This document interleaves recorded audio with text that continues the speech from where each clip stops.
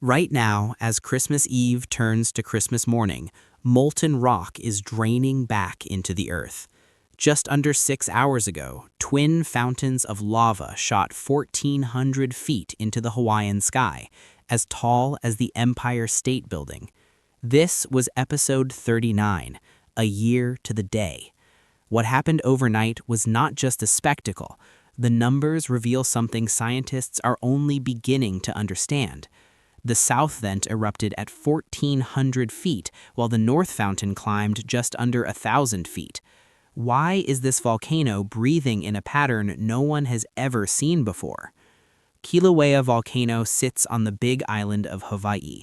Its summit caldera, Kīlauea, sprawls 2.5 by 2 miles across scarred volcanic terrain. Within that caldera lies Halemaumau crater, where 2 vents have erupted 39 times in the past year. This is not how Kīlauea typically behaves. The air above the crater tastes of sulfur. At night, the glow paints the clouds orange and red. The ground vibrates with low-frequency tremor that rattles windows in homes miles away. Each episode follows the same script. Pressure builds, the ground inflates, then without warning, lava overflows and fountaining begins. But what is driving this rhythm?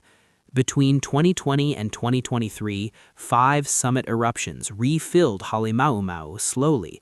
Those were effusive eruptions, steady flows that lasted weeks or months. The current pattern is different, more violent, more rhythmic, less understood. The transformation began exactly 1 year ago. At 2:20 a.m. on December 23, 2024, after 3 months of quiet, lava burst from the summit. Episode 1 lasted 14 hours. Scientists expected a typical effusive eruption to follow. Instead, Kīlauea paused. Then on December 24th, it erupted again. Episode 2 began with renewed fountaining, then episode 3, then 4, 5, 6. The pattern became undeniable. The volcano was inflating between episodes, building pressure, then releasing it in bursts of lava fountaining, each episode followed by a pause, each pause followed by inflation. 39 times in 1 year. Episode 39 began at 8:20 p.m. on December 23, 2025. Hawaiian Volcano Observatory scientists watched from Kahuna on the northwest rim. For just under 2 hours before fountaining started, degassed lava overflowed from the south vent. These precursory overflows have become the signature opening act. Sluggish lava low in gas content, pushed out by gas piston events. As magma rises in the conduit, it develops a cooler crust that traps gas below. Eventually, the lava overflows, the cap is removed, and gas-rich material erupts. Then at 8:20 p.m., sustained lava fountaining began. Sustained lava fountaining erupted from both vents simultaneously. At first, the fountains stood around 100 feet tall. Within minutes, they grew. By 9:30 p.m., the south fountain had climbed to 1,400 feet. This was molten basalt at temperatures exceeding 1,000 degrees Celsius, being ejected higher than most skyscrapers, higher than the Willis Tower or the Eiffel Tower without its antenna. The physics is brutal but simple. Magma rising from depth contains dissolved gases, primarily water vapor, carbon dioxide, and sulfur dioxide. These gases remain dissolved under immense pressure. As the magma ascends and pressure decreases, the gases exsolve, forming bubbles. Near the surface, those bubbles expand violently, fragmenting the molten rock. The mixture of gas and lava accelerates upward through the vent. Based on the fountain heights recorded, the initial ejection velocity likely exceeded 200 miles per hour. That speed is necessary to overcome gravity and lift molten rock hundreds of feet into the sky. The energy comes from gas expansion, like uncorking a champagne bottle, but at volcanic scale. The force that propels the lava fountain is the same force that makes soda fizz when you open the bottle. Except here, the bottle is a volcanic conduit, and the fizz is molten rock. Once ejected, the lava follows ballistic motion. It rises, slows, stops, falls. Using standard physics, fragments reaching 1,400 feet would take roughly 18 seconds to complete the round trip, though wind and air resistance alter these trajectories. In reality, turbulence and thermal updrafts complicate the descent.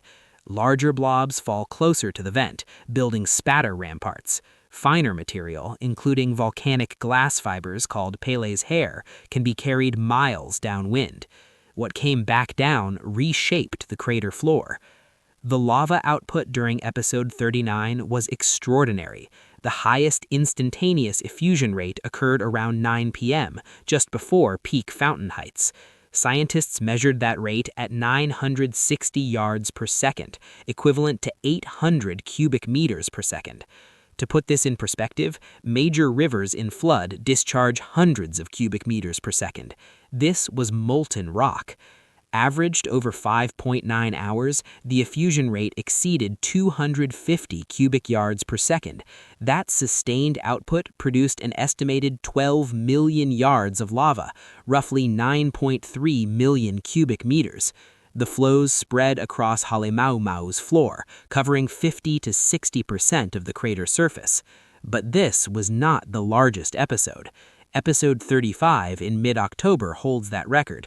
It lasted 7.5 hours and produced 10.2 million meters. The South Vent Fountain during episode 35 reached 1,475 feet, the tallest yet recorded in this eruption. Episode 38 on December 6th produced a rare triple fountain event. Both vents within the North Cone erupted simultaneously alongside the South Vent, creating 3 distinct columns of lava. That episode lasted over 12 hours. Episode 39 ranks second in height, third in volume, but first in average effusion rate. This combination makes episode 39 exceptional even in a year of exceptional events. It pumped out lava faster than any previous episode, even if it didn't last as long or produce quite as much total volume. The efficiency is what stands out, the sheer rate of magma discharge. Lava fountains exceeding 1,000 feet are rare in Hawaii. Over the past century, only a handful of eruptions have produced sustained fountaining at these heights. The 1959 Kīlauea eruption sent fountains as high as 1,900 feet. The 1983 to 1986 Pu'u'o'o episodes also produced 1,000-foot fountains, but those were isolated events separated by years. The 1959 eruption lasted only 36 days, yet became legendary. It produced 17 episodes of fountaining, each lasting a few hours. Lava drained back between episodes, creating dramatic oscillations in the lava lake level. When the eruption ended, the lava lake crystallized into the formation now visible in Kīlauea crater. The Pu'u'o'o eruption of the 1980s was different, a 35-year marathon of effusive flows punctuated by occasional high fountaining. It built an entirely new volcanic cone on the East Rift Zone. For 3.5 decades, Kīlauea poured lava into the ocean, adding new land to the island. That eruption ended in 2018, when the lower East Rift Zone eruption began. What makes this eruption unusual is the repetition. 39 episodes in 1 year, multiple episodes producing fountains exceeding 1,000 feet, multiple episodes producing over 10 million cubic meters of lava. This is not a single outburst, it is a drumbeat. And the cycle has already claimed casualties. The original V3 cam webcam was buried under roughly 32 feet of lava and volcanic debris during episode 38. The camera had provided real-time views streamed live on YouTube for volcano enthusiasts worldwide. Its destruction was captured on video. Hundreds of thousands watched as the inclined fountain swept across the camera's position. The lens showed tephra falling, then growing thicker. The image shook, then went dark. A replacement was deployed December 19th, positioned farther back, about 1/3 of a mile from the original location. The new V3 cam sits in an area that has not received tephra from any of the 39 episodes so far. But there are no guarantees. The volcano is rewriting the landscape faster than anyone can map it. For Katie Mulliken, a geologist with Hawaiian Volcano Observatory, the changes are overwhelming. She walks the crater rim between episodes, measuring, photographing, mapping. Each visit reveals a landscape that no longer matches her memory. The tephra beneath her feet is unconsolidated, fine as ash in some places, coarse as gravel in others. She wears snowshoes, a technique borrowed from the 1980 Mount St. Helens response teams to keep from sinking into the deposits. Walking on fresh tephra without snowshoes is impossible. You sink to your knees. All of the visual markers from that region are totally buried now, she said in a recent interview. It's just this smooth landscape with nothing on the horizon.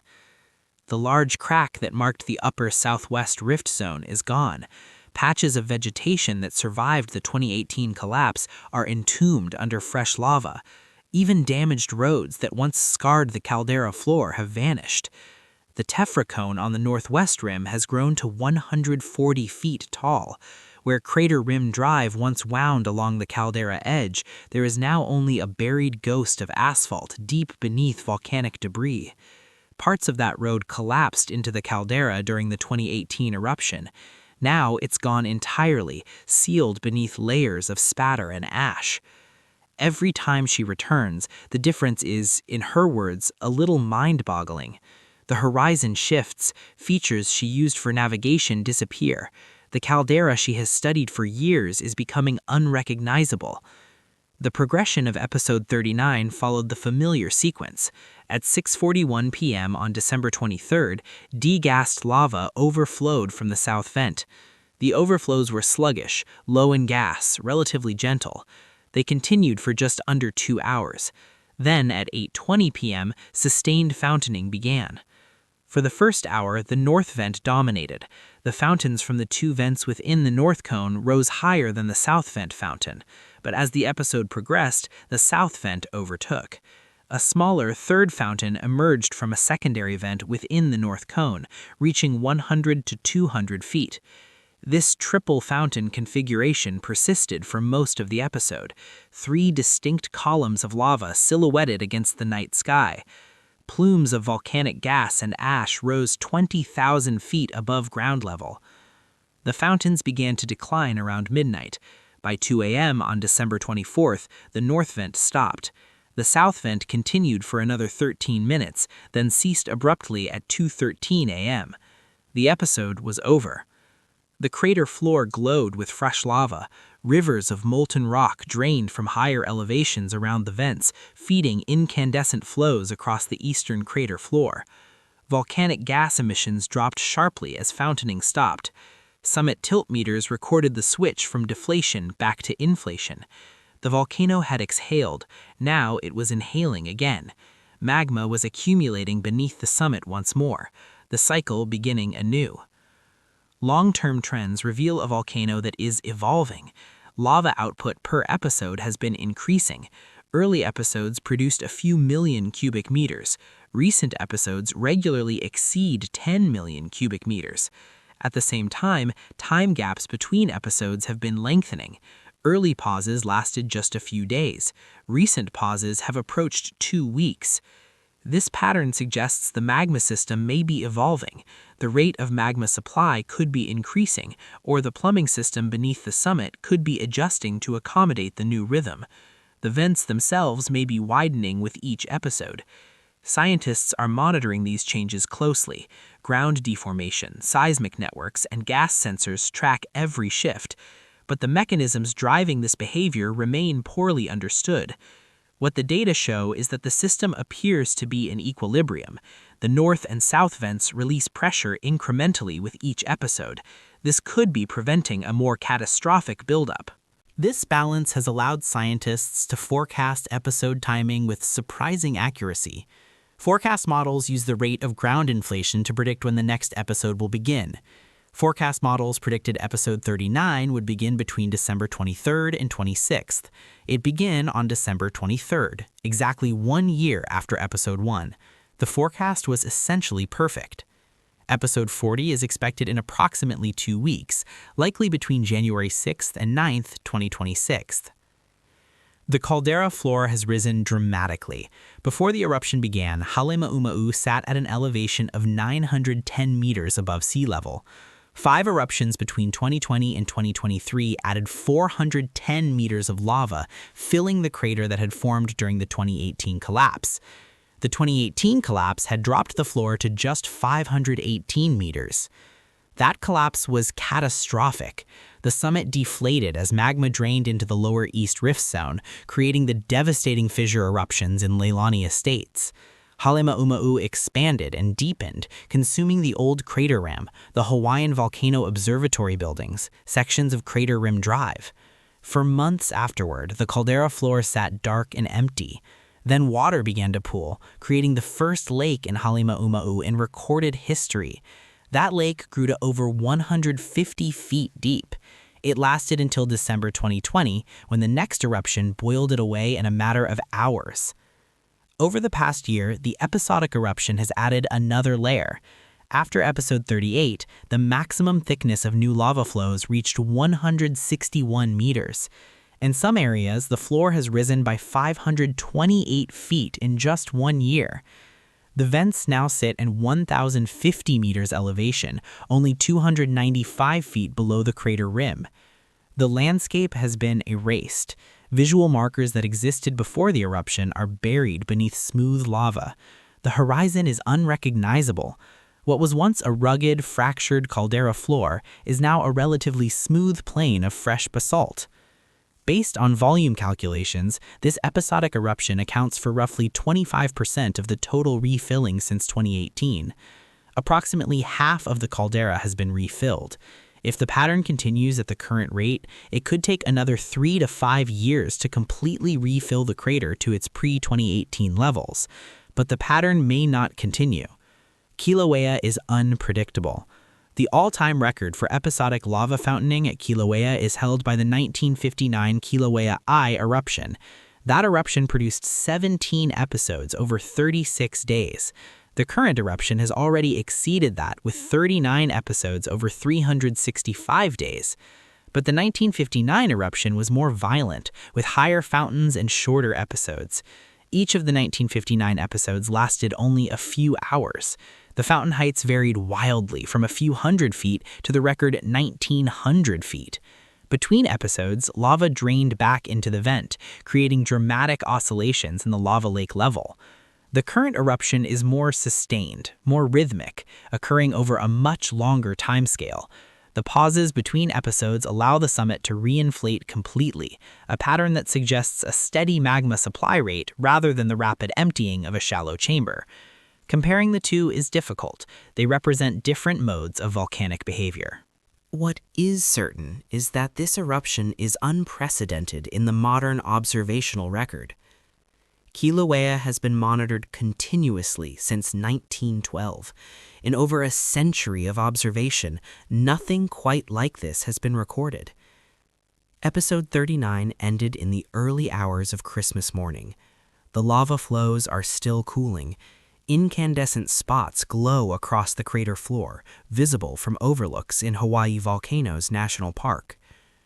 Volcanic gas emissions have dropped to background levels. The summit is inflating again. Tilt measurements show the ground rising. Seismic tremor remains low but present. Glow is visible at night from both vents.